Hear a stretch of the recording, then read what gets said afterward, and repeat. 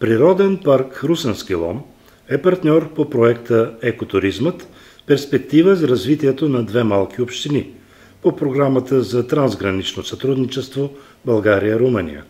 Проектът е на стойност близо 1,5 милиона евро и е с продължителност 18 месеца.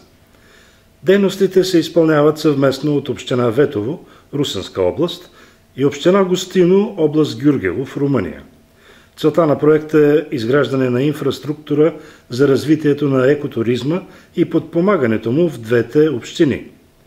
От село Писанец до град Ветово ще бъде изградена 14-километрова екопътека с места за отдих, заслони, пункт за наблюдение на птици, ще станат достъпни исторически забележителности и ще се открият други възможности за екотуризъм.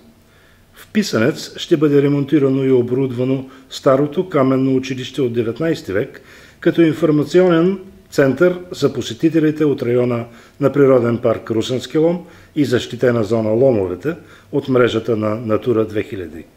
Във Ветово пък читалището ще бъде ремонтирано и обзаведено като информационен център. От своя страна в община Гостино ще изградят крайбрежна алея на река Дунав като място за почивка и ще възстановят училището като информационен център.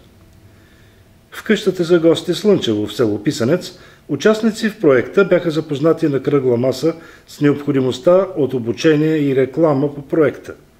Организатори и домакини обсъдиха стореното и по-скоро ненаправеното по проекта досега.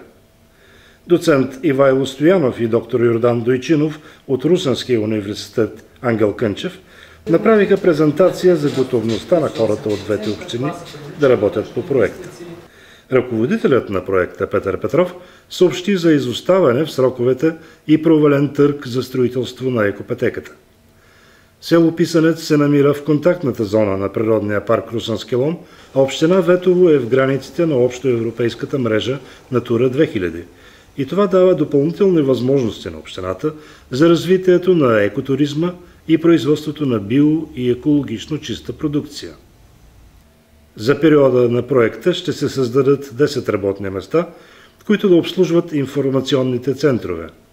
За сега действията по проекта са по обучението на местното население за предоставяне на услуги в туризма и създаването на интернет сайт. Очакваният ефект от проекта е увеличаването на туристическия поток и създаване на заетост от посрещането на туристи и настаняването и изхранването им. Всичко това обаче е в бъдеще време, а края на проекта наближава – 2013 година.